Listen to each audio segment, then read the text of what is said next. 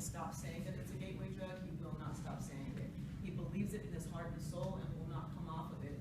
Yet he has no problem standing on the corner or standing on the cover of the Denver Post, and you'll see it in a couple of weeks when the Great American Beer Fest comes to town with his strain of beer, or his line of beer, name of beer that one of the breweries is named after him. He sees no issue with that, but cannot stand cannabis. So from those kind of standpoints, those are the things that we really have to try to change, especially in communities of color, to get people to understand that your son did not go to jail because of cannabis. Your son went to jail because of amazingly racist laws. And that's how we have to change the conversation.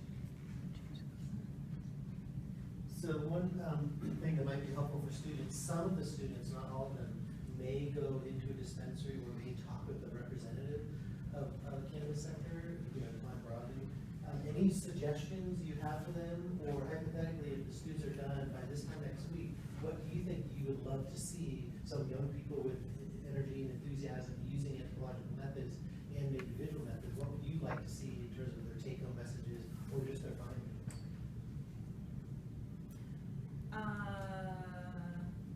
I'd like you guys all to come see us at Simply Pure. Give us a call. We'd love to be able to run you through. But go see all the dispensaries. Go check out the big ones.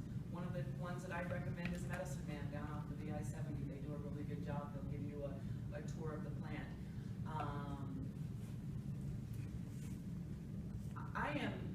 I'm going to throw this out there. So Dr. Kane at the Kane Lab at CU Boulder wanted to break down the genome of the plant to really understand how the whole plant works. That's way outside of my pay grade. He's a lot smarter than I will ever be. But I guess this is one of the guys that actually worked on the sunflower. And I think the sunflower, from what I understand, is really important to us as a society because it has, I don't know, 1 billion different genomes in it. Once again, way over my head on different stuff. But these kind of studies are happening all over. So looking at it from a anthropological standpoint, from a social standpoint, when you're in there and you're talking to folks, talk to those growers about the plant. Talk to them about what they see in the plant and how they're growing the plant. Because a lot of the conversation that we have right now that people say is, oh, they're so fearful because what your parents were smoking in the 1970s isn't what you guys are smoking now, and it's so much more dangerous, is absurd. That's like saying the tomatoes that were grown in 1970 are not the same as the tomatoes that were grown today. No, they're not. The ones grown today are grown better, with more flavor, with more red. I don't know what tomato. So you've got to be able to understand the differences on how we're growing or why we're growing it better and what that means. Talk to the young people that are actually in it, that are behind the desk, and they'll talk to you about who their customers are, who the people that they're seeing coming in, from patients to people who are using it for recreational purposes, to the mom that just left the PTA meeting that nobody knows is silently dealing with breast cancer or bladder cancer. So definitely get in there, and anybody that you talk to in this industry would love to spend time talking to you about this. We are enamored with it, and I don't know anybody from our bud tenders to the managers to the owners to the growers that would love to spend time enlightening you on any aspect of this industry. Any aspect of this industry. I would like you to, and this is not traveling, it's just seeing the arc of the media. Look at Vice. Look at how magazines are coming to start talking. Newsweek, the cover Newsweek. How we are now in the media talking about cannabis. Where that is going. Because from there, okay, media always gets the story way after. Way after. If they kind of jump onto the curve way after what's happening here. So this is all happening here. They thought, oh, okay, we got to start talking about it. But the thing is, we've been talking about it for a long time, and the media finally finds out.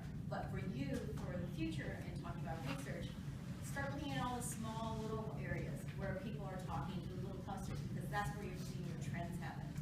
It's not, once you read a Newsweek or Washington Post, where it's already happened years ago. Start talking here, because then you will get the jump on research and whatever you want to work in and sell that to the companies that want to know the next trend. Because we have companies that just work on fashion. What's a 17-year-old girl going to buy? They make 6-figure billing invoices on just, is that 16-year-old girl going to like that pair of jeans the way it's cut? We don't have that in cannabis yet. We don't have, is this going to work in this segment for this group of people?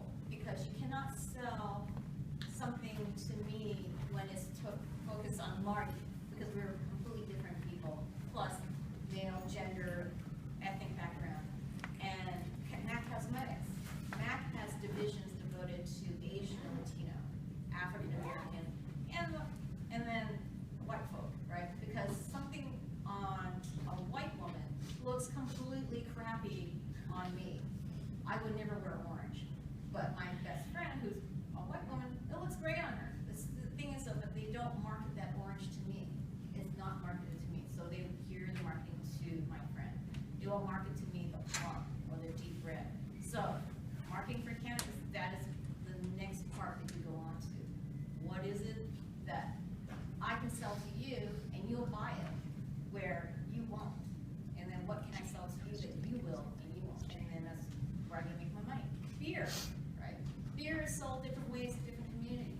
Cigarettes, cars, TV shows, everything is sold differently to different markets because they know that that is the, what do you call it, easy entry right there. That's the touch point that that community has. So that's where cannabis is gonna go next, is research into the branding of it for all the different passes. History. You guys have history, you know history, you know how to do research. And that's what we're gonna need. Quantitative research, theater, all that stuff. Someone has to tie that all in. Or does the indica or sativa matter? Does the percentage of hydrate matter? And then we're also finding out too that this plant is so complicated, but the terpenes matter.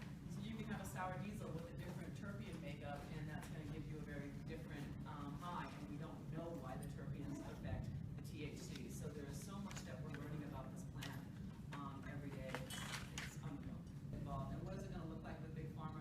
There's already Sativex out there right now, which is a derivative of the cannabis plant made into a pill. It doesn't work because it's about the whole plant, and we don't know why it doesn't work because we haven't had a chance to study it. But yes, that's going to be a concern, you know, as the FDA and people get involved in it, so the price will change. Right now, the price of cannabis is dropping because it is no longer illegal, so we're not going to jail to try to grow this plant and bring it to you.